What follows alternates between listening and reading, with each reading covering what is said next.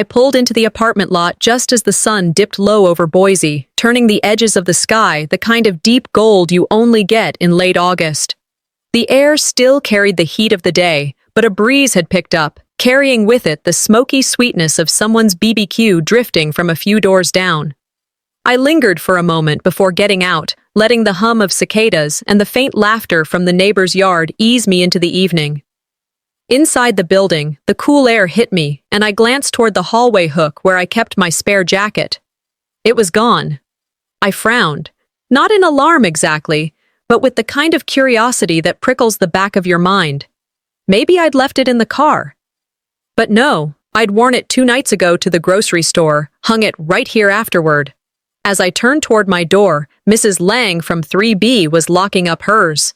"Evening, Zephyra," she called, tucking her keys into that oversized purse she always carried. "Hey there," I said, shifting my bag higher on my shoulder. "You heading to see your folks soon?" she asked, her tone light but eyes curious. "Haven't seen you mention them in a while." I managed a small laugh, unlocking my own door. "We'll see. Been busy." She smiled, but I caught the quick, assessing glance she gave me before heading down the hall. I stepped inside, her question looping in my mind. My parents had sent me a couple of vague texts over the past week. Nothing concrete, just, "Hope you're doing well," and "We should talk soon." Something didn't sit right with me, but I told myself it was nothing. The next morning, I drove across town to drop off a children's book my niece had left in my car last month. The sky was bright and cloudless, traffic light enough to let my thoughts wander. Pulling into my parents' driveway, I noticed the garage door was halfway up. My father, Garrick, was obsessive about closing it. This was out of character. I walked in through the side door, calling out, "Hello?" The scent of brewed coffee and something faintly floral mixed in the air. My steps carried me to my old bedroom, where the first thing I noticed was the slightly open drawers. My jewelry box sat on the dresser, its lid askew. A faint whiff of my favorite perfume hung in the air, sharper than it should have been after so long. My eyes scanned the room automatically. The framed photo of me and my late mother, the one with her handwriting on the back, was gone. So was the small leather holder where I kept a spare debit card, always tucked into my nightstand. I stood still for a moment, my mother's old saying surfacing in my mind. You never notice the leak until the floor's already warped. From down the hall, I caught my father's voice in the kitchen, pitched low, followed by my stepmother Viana's laugh, too bright, like she was masking something. I stayed silent, deciding against confronting anyone. Not yet. Better to keep my cards close and see what they thought they could get away with. I left the book on the hall table and walked back to my car, the garage still gaping open behind me. That afternoon, I made a stop at the motorcycle showroom where my sister-in-law, Ilaris, worked. I had a baby shower invitation for her coworker and figured it was as good an excuse as any to check the temperature. The blast of air conditioning greeted me as I stepped inside, along with the scent of rubber and polished chrome. Ilaris spotted me right away, her smile just a little too quick, too bright. "Zephyra, what a surprise," she said, coming around the counter. "Hot enough out there for you?" "Feels like an oven," I said, handing her the envelope. "Thought I'd save you a stamp." We chatted about the heat wave, the local fair coming up, the usual small-town fillers. Then, mid-sentence, she tilted her head and asked, "Do you check your bank app often?" I've been so bad about mine lately. The question landed oddly between us. I kept my face neutral, answering with a casual, "When I think about it." She nodded, but her eyes flicked to her phone for half a second before she tucked it into her pocket, a faint smirk playing at the edge of her mouth. Then she changed the subject, talking about a new shipment of bikes they'd gotten in. As she spoke, I felt the pieces from the morning clicking into place, the disturbed bedroom, the missing debit card holder, and now this little probe about my bank habits. Once is a fluke, twice is a pattern. We wrapped up the conversation, and I stepped back into the late afternoon heat, the sun pressing against my shoulders. Driving away, I replayed the morning's discoveries alongside that strange question. The warm Idaho evening felt heavier now, the air thick like a storm waiting somewhere beyond the horizon. At a red light, I glanced at my phone. No new notifications, but I set it face up on the passenger seat anyway. Whatever was coming, I wanted to see it the moment it arrived. I didn't know it yet, but the next ping from that phone would upend everything I thought I knew about family. Thursday afternoons at the office usually rolled along at an even hum. My desk faced the big front window, so the sun streamed in at just the right angle to make my computer screen slightly irritating to read. I was deep into reconciling end-of-month client accounts, double-checking a stubborn column of numbers, when my phone buzzed against the wood. I glanced down, expecting another promotional email or some benign calendar alert. It was a push notification from my bank. Purchase confirmed, $48,000, SUV, motorcycle. For a second, I thought it had to be a phishing scam. I clicked through to the app, my hands cooling in that slow wave that starts at the base of your spine.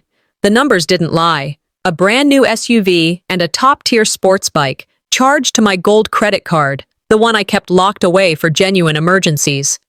I sat back in my chair, staring at the screen. It felt like watching a stranger's hand dip straight into my wallet. My pulse had gone from steady to insistent, but not frantic. I knew I needed my head clear. A memory surfaced uninvited. My father, Garrick, leaning back in his recliner years ago, smirking at my concern over a loan. "In this family, we share everything," he'd said. Back then, I'd chalked it up to folksy wisdom. Now, it sounded like a manifesto. I clicked into the transaction details. The dealership address leapt out at me, less than a mile from the motorcycle showroom where my sister-in-law, Ilaris, worked. My tongue pressed to the roof of my mouth, and I forced a slow exhale. I dialed the bank. The representative confirmed the purchase, verified the address, and reminded me, gently, that since it was my card, I was liable unless I could prove otherwise. I thanked her, promised to follow up with documentation, and ended the call.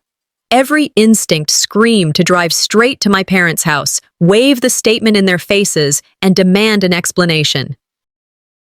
But another voice, calmer, cooler, reminded me. They'd expect that. A flare-up could be spun into a misunderstanding. Evidence, timing, control, those were the real tools here. By early evening, I'd smoothed my expression into something resembling neutral. My downstairs neighbor, Dan, was hosting his annual end-of-summer BBQ, and I'd agreed weeks ago to stop by. The air outside was thick with the smell of grilled corn and charcoal, underpinned by the lazy twang of country music from a speaker set on the porch. In the backyard, kids ran barefoot through the grass while adults milled around holding paper plates. I smiled, accepted a glass of sweet tea from Dan's wife, and found a spot near the folding table lined with potato salad and coleslaw. As I ladled lemonade into a cup, a man I vaguely recognized from the building across the street leaned in slightly. "Hey, I heard your folks finally got the car they deserve." His tone was casual, but his eyes were bright with the satisfaction of passing along fresh gossip. The words landed with precision. The car they deserve. Not just bought a car or got a car. The phrasing made it sound like a reward, an inevitability. I curved my mouth into a polite smile. "Is that so?" I said lightly, as if the statement meant nothing more than the weather forecast. "Yeah," he continued, oblivious to the tightening in my jaw. "Saw it parked in their driveway yesterday. Looks sharp. Heard they've been saving for something like that." I took a sip of lemonade to buy a second. Someone had been laying groundwork. A picture of my parents as disciplined savers, finally treating themselves, conveniently omitting whose credit card had been swiped to make it happen. "Good for them," I said finally, letting the conversation drift to safer topics about the neighborhood block party next month. Around me, the chatter and laughter blurred into background noise. In a small community, stories travel faster than truth. Once people decide on the version they like, it calcifies. Correcting it takes more than a quick denial. It takes dismantling the whole scaffolding they've built. I pocketed the comment for later. There would be a moment to knock over their house of cards, but not in Dan's backyard over a plate of brisket. The sun was setting by the time I slipped away, waving off Dan's offer of a plate to go. My car was still warm from the day as I slid into the driver's seat, the air smelling faintly of charcoal from the neighbor's grill. On the drive home, the pattern was impossible to ignore. Ilaris's too casual question about my bank app yesterday, The disturbed state of my old bedroom this morning, the missing debit card holder. Now, a $48,000 charge and a neighbor parroting a prepackaged story that absolved them of any hint of wrongdoing. This wasn't coincidence. That it was choreography. Every beat was designed to make their version of events the one that stuck, while I was still piecing together what had been done. My hands stayed steady on the wheel, but my mind was already drawing the map. I wouldn't lunge. I wouldn't give them the satisfaction of labeling me overreactive or emotional. They think I'm too polite to call them out. They have no idea I'm already charting the path to bury them with their own footprints. The next conversation I had with my parents wouldn't be a chat. It would be a test they were bound to fail. The morning after Dan's BBQ, I woke up earlier than usual. Sleep had been shallow, broken by flashes of that bank alert and the neighbor's smug little whisper about my parents finally getting the car they deserve. Lying there in the quiet, I decided it was time to stop just reacting to what was in front of me. If they'd been bold enough to rack up $48,000 on my card, they'd likely done other things, probably for years. Coffee in hand, I went straight to the spare closet. It was where I kept boxes I hadn't unpacked since moving into this apartment. Files, old letters, receipts that might mean nothing or everything. I slid one box out, the cardboard rough under my fingers, and settled cross-legged on the floor. About halfway through the second box, I found an envelope crumpled at one corner, my father's handwriting sprawled across the front in blocky capital letters. Car insurance. I almost set it aside, until I noticed the date. 5 years ago. I opened it and unfolded the single sheet inside. It wasn't an insurance statement, it was a loan agreement. My name typed neatly at the top, my signature at the bottom, and the dealership address matched the one from yesterday's SUV purchase. The pen pressure on the signature was wrong, the loops too wide. My mouth went dry. This wasn't just crossing a line, it was bulldozing it. I leaned back, the paper limp in my hand. 5 years ago, I'd been switching jobs, juggling 2 part-time contracts before landing my current role. I'd barely had the bandwidth to monitor my accounts closely. Around that time, my parents had announced sudden home repairs, then a last-minute trip to the coast, complete with photos of sunsets and seafood platters. I'd believed the repairs were paid from their savings. Now I knew better. I slipped the document into a fresh manila folder and wrote a single word on the tab. Truth. I placed it in my desk drawer, locking it. Not a word to anyone yet. This wasn't evidence for a shouting match, it was for something bigger. By early afternoon, the August sun was high, and I drove downtown to meet Maverick Solon, a friend from high school I hadn't seen in years. We'd reconnected through social media, and he'd messaged last week about grabbing coffee sometime. The timing suddenly felt perfect. The cafe was small, with mismatched chairs and the smell of freshly ground beans that clung to the air. Maverick was already there, waving from a corner table. His hair was shorter than I remembered, but his grin was the same. We caught up at first. Jobs, mutual friends, the usual. I told him I worked in finance now, that I liked the stability. He told me he'd been freelancing as a photographer, mostly covering local events. Then he hesitated, glancing toward the window before leaning in. There's something I should probably tell you. It's about your dad. My stomach tightened, but I kept my face open. Go ahead. I was at O'Malley's last year, covering a charity poker night. Garrick was there with a couple of guys, talking loud enough for half the bar to hear. He was bragging about how easy it is to use family money when you raise them right. Maverick's voice lowered. Then Viana chimed in, said you're their rainy day fund. The words landed like a stone in my chest. I sipped my coffee, letting the bitterness ground me. You're sure about that? I'm sure. I remember because it made me uncomfortable. But they seemed proud of it. I nodded slowly. Thank you for telling me. Not everyone would. He shrugged, uneasy. Figured you should know. Inside, my thoughts were turning over fast. This wasn't just theft. It was theater. They'd turned using me into something to boast about, to laugh over in public. That kind of confidence didn't happen overnight. As we wrapped up, I looked Maverick in the eye. Family isn't defined by blood. It's defined by who shows up with love. You did that today. I appreciate it. Walking back to my car, I knew one thing for certain. If they wanted to play this game in public, I'd make sure the scoreboard had my name on top. By Saturday morning, I'd decided that keeping my distance was no longer enough.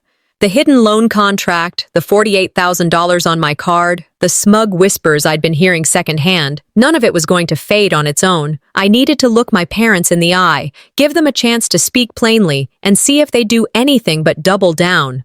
I called mid-morning. Viana answered, her voice clipped, but falsely polite. "I want to sit down and talk," I said. "Face to face, not at the house." She hesitated. "Where?" "Dale's Diner. 1 o'clock. Neutral ground." By the time I hung up, my pulse had settled into a steady beat. On the drive there, I rehearsed what I'd say. Not the whole conversation, just the bones of it. Facts first, reaction later. A mentor of mine once told me, "Never go to war unarmed. Truth is your weapon." I intended to keep mine sharp. The diner's glass door gave a little jingle as I stepped in, the midday heat still clinging to my shoulders. Inside, the air smelled of coffee and fryer oil, the murmur of other patrons forming a steady backdrop. Garrick and Viana were already in a booth near the back, side by side, as if presenting a united front. They both wore the same casual expression I'd seen them use with neighbors, calculated ease, like nothing was amiss. I slid into the seat across from them. "Thanks for meeting me." We ordered coffee. I let the waitress top mine off before setting my phone on the table, the bank alert pulled up and glowing between us. "This hit my account 2 days ago," I said evenly. "A new SUV and a motorcycle, $48,000, both on my gold card." Garrick glanced at the screen, then leaned back, a slow smirk tugging at his mouth. "We deserve this more than you. You're young. You'll make more money." I felt the heat rise in my chest but kept my tone steady. "You used my emergency card." Without asking, Viana set her coffee down, nodding as if adding weight to Garrick's words. "We've given you everything over the years. Don't act like this is such a big deal. We're family. It's all the same pot." Inside, a voice cataloged every word, every turn of phrase. They weren't defending themselves. They were justifying it, framing it as their right. They didn't realize they were giving me exactly what I needed, their own admission wrapped in entitlement. "Why didn't you call me first?" I asked. "If you really believed it was okay, why not tell me up front?" Garrick chuckled, that short, dismissive sound he used when ending a conversation on his terms. He reached for his soda. "Because we knew you'd overreact." I didn't respond. I just let the silence stretch until the waitress returned with the check, her eyes flicking between us, picking up on the tension. The air between us thickened as the conversation limped on, each exchange revealing more of the gap that had been widening for years. Then, as if she'd been waiting for the moment, Viana tilted her head and said, "Alaris, could you pass the cream?" I looked at her, my voice low. "My name is Zephira." She waved a hand, not meeting my eyes. "Oh, you know who I mean." It was subtle enough that anyone watching might think it was just a slip. But I knew better. It was the kind of small, deliberate cut meant to remind you that you're interchangeable in their eyes, no matter how much you've done for them. A saying of my mother's surfaced, one she'd used for entirely different kinds of hurt. The smallest cuts are often the deepest. This wasn't just about money, it was about identity, about erasing me while keeping my contributions, rewriting the family ledger so my name never appeared next to what I'd built. I stood, sliding out of the booth. "If you wanted to keep crossing lines," I said, my voice even, "I'm ready to redraw the entire map."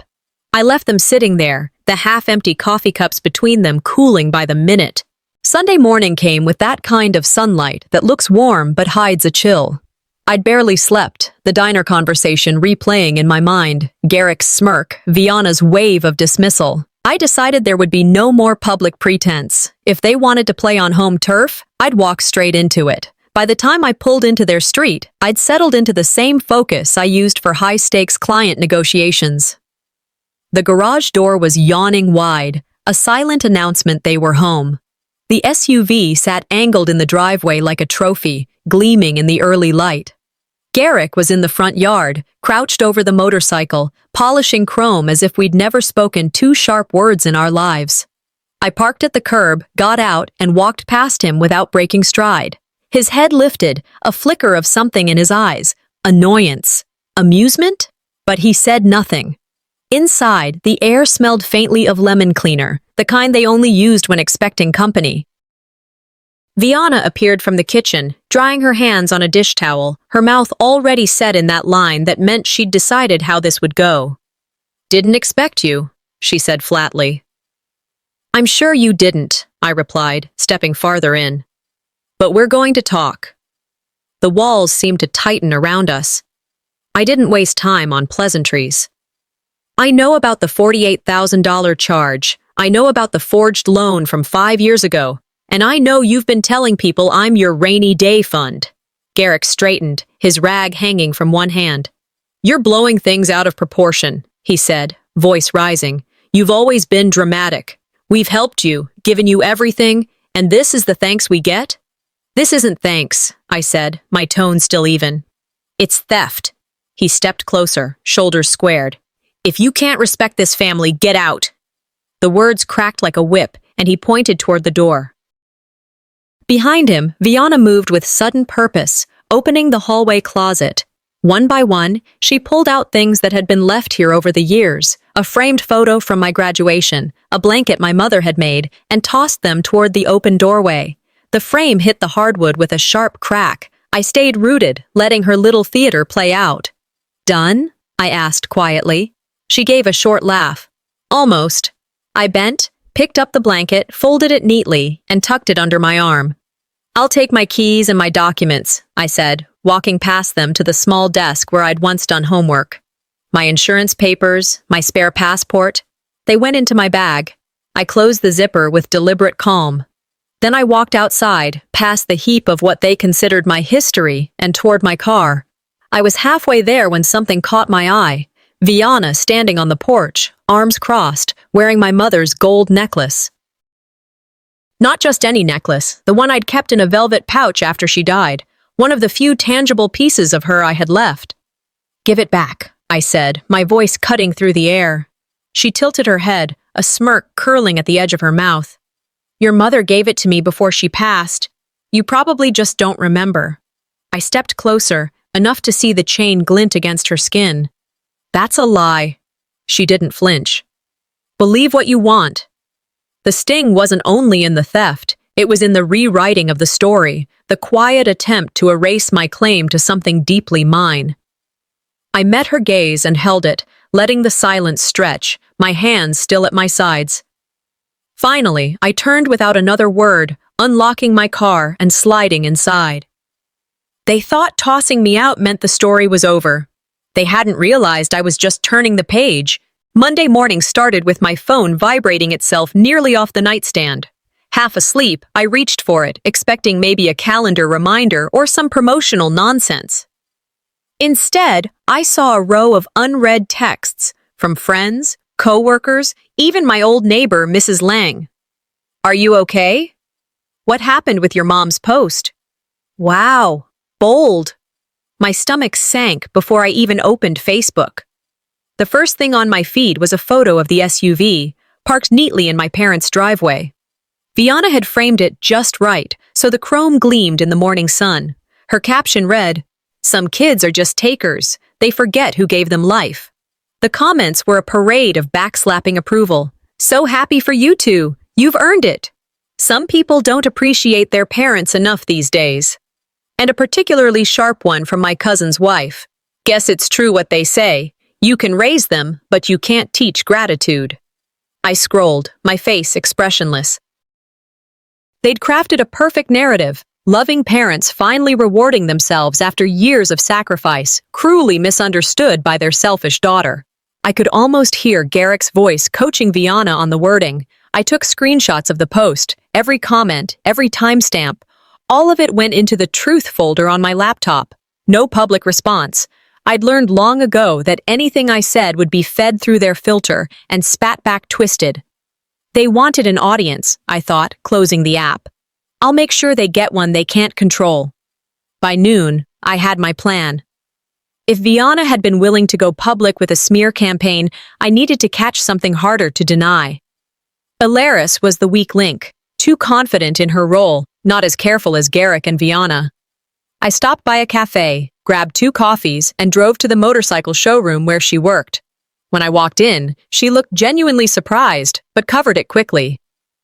Zephyra, twice in 1 week. To what do I owe the honor? I held up the cup. Thought you could use a caffeine break. Mondays are brutal.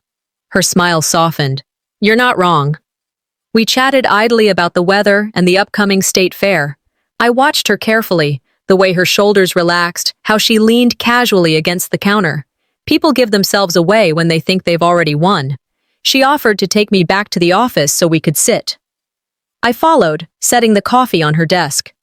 We kept the small talk going, but in the middle of a sentence about her new manager, her phone buzzed. She glanced at it quickly, and something shifted, just a flicker in her eyes before she set it face down. I'd caught enough of the screen to make my pulse quicken. At the very top, in the preview line, it read, "I'll text you her PIN," followed by my mother's name. My expression didn't change. I nodded at whatever she'd just said about work and took another sip of coffee. If she noticed my stillness, she didn't show it. We talked for a few more minutes before I excused myself. Out in the parking lot, I pulled out my phone and typed 1 line to Aunt Talina. "We have our smoking gun." Her reply came fast. A screenshot of an older text thread between her and a mutual friend. My mother's exact message instructing Alaris to pass along my bank details. Date stamped, clear as day. I saved it immediately, tucking both pieces of evidence into the growing file. My mind was cool, precise. They'd used my trust as currency. Now it was time to bankrupt that account completely. If they wanted to play dirty, they'd just taught me every move I needed to beat them. By Tuesday morning, I'd had enough of Boise's stifling heat and the way every corner of my apartment seemed to echo with my parents' voices from years past. I needed distance, a place where the air didn't taste of gasoline and resentment. Spokane wasn't far, and Aunt Talina was the one person I could still trust without second-guessing every word. The drive was long enough to let my mind settle into a plan. I kept replaying Viana's smug smile, the Facebook post, the text about my PIN. None of it surprised me anymore. What surprised me was how quickly they'd escalated. The thing about escalation, though, is it works both ways. Talina was on the porch when I pulled up, a mug of coffee in one hand and that steady, measuring gaze she'd always had. "You look like you've been through a week in the last 2 days, she said, pulling me into a hug that smelled faintly of lavender and cinnamon. We sat on the porch, the boards warm under my feet. I told her everything, how they'd taken the card, the forged loan, the gossip Maverick overheard, the necklace. I laid the events out like puzzle pieces on the table between us, watching her expression shift from patient listening to a kind of quiet fury. She didn't interrupt once. When I finished, she disappeared inside without a word. A few minutes later, she came back with a large manila envelope, sealed and slightly worn. "I've been holding on to this," she said, placing it in my lap. Inside was a copy of the SUV purchase contract. My name was printed clean across the top as the buyer, my signature exactly as it appeared on legal documents, because it was my actual signature from an unrelated form they'd apparently lifted. Talina's eyes met mine. "I pulled this from public records weeks ago. I had a feeling." I traced the letters of my name with my thumb, the weight of the paper heavier than it should have been. "You don't win these fights by shouting," she said, leaning back in her chair. "You win them by showing the world the receipts." Her words slid into place like the last piece of a lock clicking shut. I folded the contract carefully and put it back in the envelope. "I'm ready to escalate," I told her. She just nodded, sipping her coffee. "Then do it smart." By the time I returned to Boise that evening, the sky was streaked in orange and violet. I didn't even bother unpacking the overnight bag I'd thrown together. Instead, I slid my phone into my back pocket, opened the recording app, and set it to run. The phone was tucked just deep enough into my jeans so the microphone peeked out. I drove to my parents' house, telling myself I was there to clear the air. The truth was simpler. I wanted them to hand me what they'd been denying in plain sight. Garrick opened the door, his expression practiced into neutrality. "Didn't think we'd see you so soon." "I thought we should talk," I said, stepping inside before he could respond. We started in the living room, each of us taking seats like pieces on a chessboard. I kept my tone light, conversational. "About the SUV and the bike. I just want to understand what happened." Garrick's eyes narrowed, but his voice stayed casual. "We moved some money around. Families should help each other when it's needed." "And the loan from years ago?" I asked. He shrugged. "Same thing. You weren't using the credit, so why let it sit?" Viana chimed in from the armchair, crossing one leg over the other. "That SUV and the bike, they were just sitting on the card. You act like it's some massive crime." Every sentence was a gift. Clear admissions dressed up as justifications. I asked questions that nudged them to repeat themselves, to confirm details. "So you're saying you decided without telling me because you thought it was fine?" "That's exactly what we're saying," Garrick said, leaning forward, his hands on his knees. I let the conversation wind down naturally, as if I'd gotten the closure I came for. We exchanged the usual stiff goodbyes, none of us stepping closer than necessary. Back in my car, I ended the recording and listened to the first 30 seconds. Garrick's voice came through clear, followed by Viana's. Perfect. They thought they were winning an argument. I knew I'd just won the war. By Thursday afternoon, the air was heavy with heat and the faint scent of grilled meat drifting from my cousin's backyard. Family barbecues had always been a show more than a gathering. Everyone posturing, conversations as much about status as about catching up. I knew Garrick and Viana would be there, and I knew exactly what they'd bring with them, their stolen trophies. When I pulled up, the SUV was positioned at the front of the driveway like a showroom display, angled just enough to catch the sun.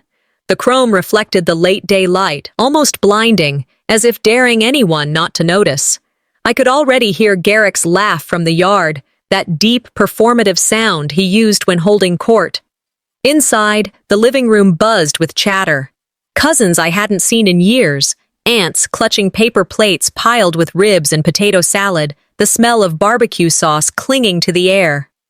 I passed through, offering polite nods, but my eyes searched for Talina.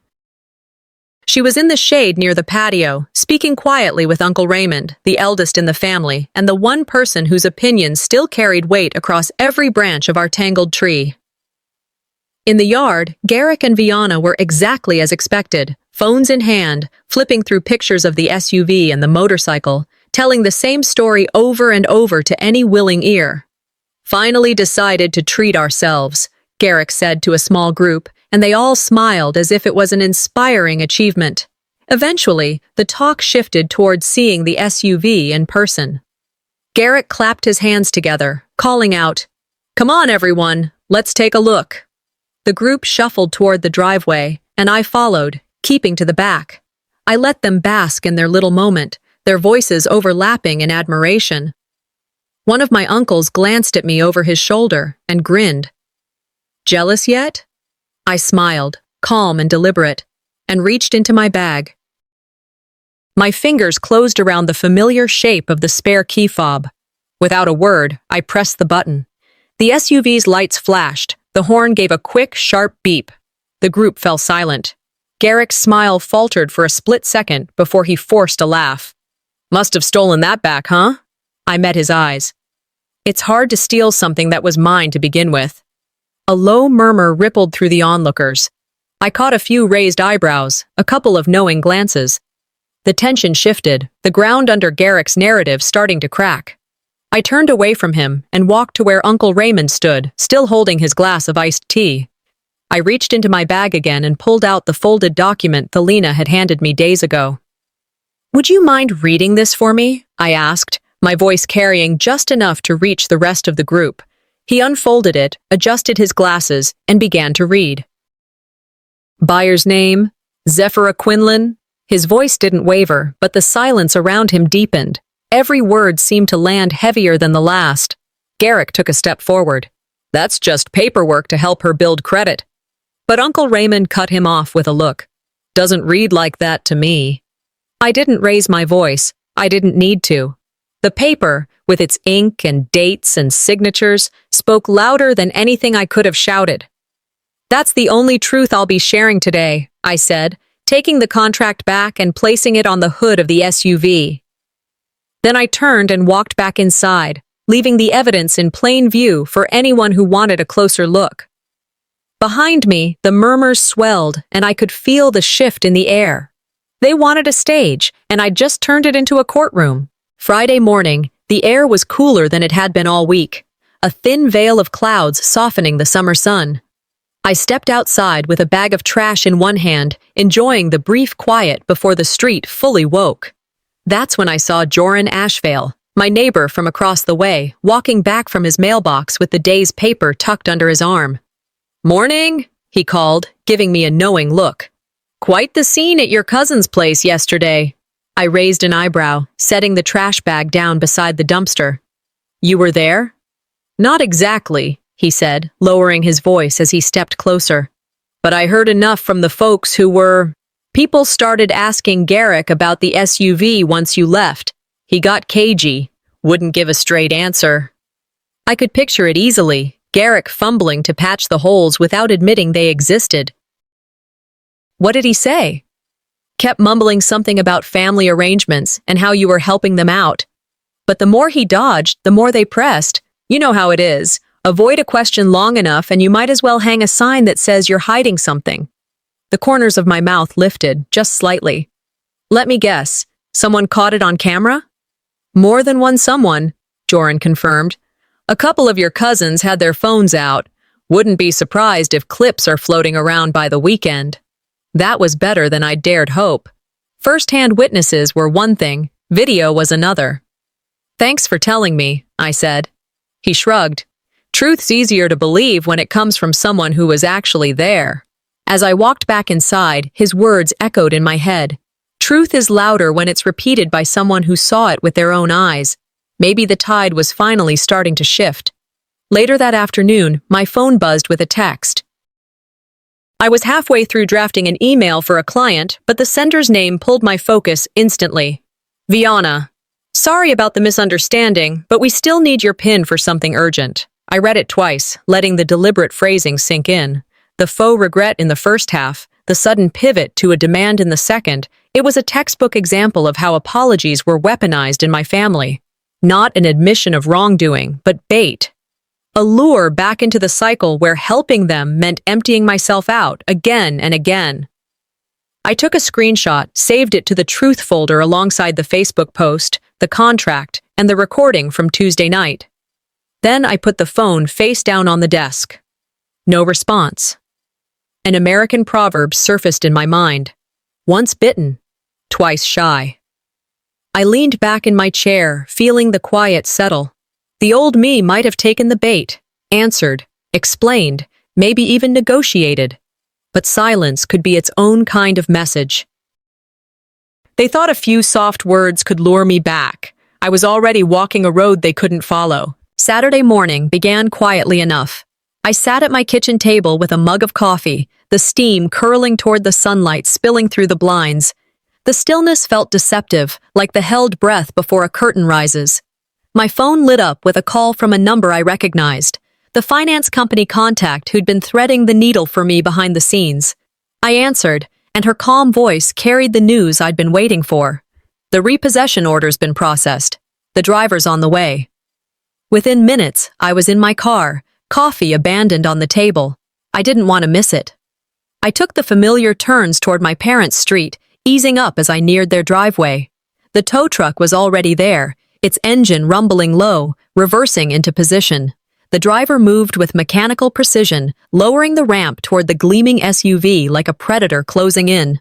From the front door, Garrick burst out in sandals, his voice sharp and incredulous. "What the hell do you think you're doing?"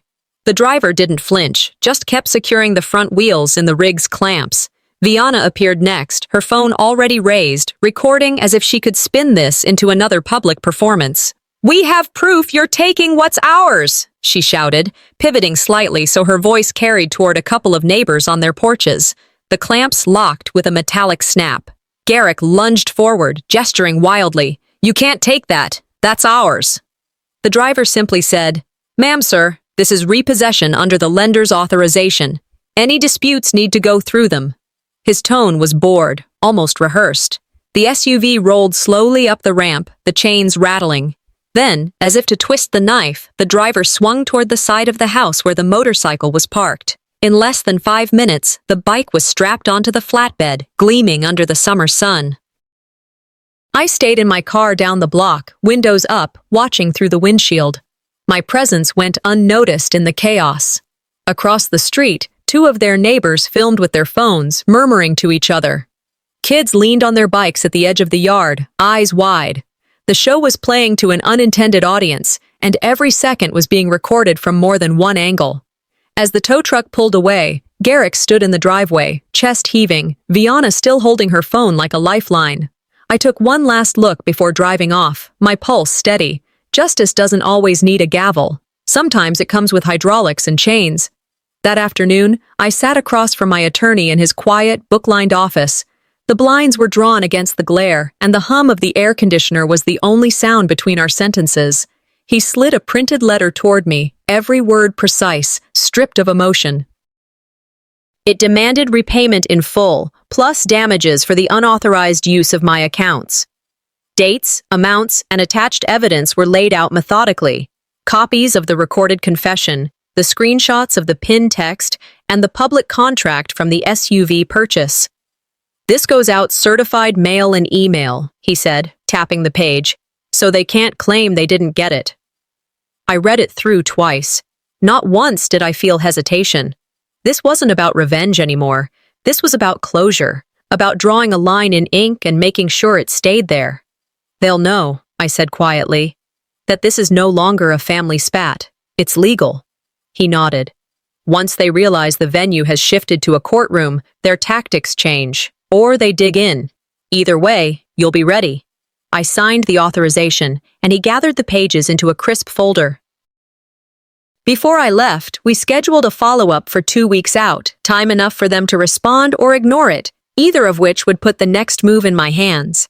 As I stepped back into the afternoon heat, I imagined Garrick and Vianna opening the letter, watching their faces as they understood the implications.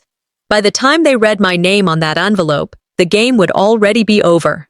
The week after sending the legal notice felt different in ways I hadn't expected. There were no dramatic phone calls, no banging on my door, no sudden appearances in my parking lot. The silence was almost disorienting at first, like stepping into a room where the air has shifted but you can't pinpoint why. I decided to fill that quiet with something better. Mornings became my own again. I started taking walks around the neighborhood, passing houses I'd avoided before, reclaiming streets that used to feel like a minefield. I nodded to joggers, waved to the man who watered his lawn every day at 9. Inside my apartment, even the light seemed different. Without the constant dread of their voices creeping in, the space felt bigger, lighter. I could leave my phone on the counter without bracing myself every time it buzzed. One morning, sipping coffee at my desk, I remembered a quote I'd read years ago. "Sometimes the most dangerous place is the one you've always called home." I thought I understood it back then. Now I knew it in my bones. Home wasn't just a building, it was where you let yourself be, and for years I'd let myself be in their reach. The absence of confrontation didn't mean the work was over. Detangling myself from years of manipulation was slower, quieter, but just as deliberate as any fight I'd ever picked. Midweek, an email appeared in my inbox from a name I hadn't seen in years. Mrs. Alden, my high school economics teacher. I clicked it without thinking.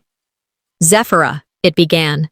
"I saw a piece about your consulting work in the local business journal.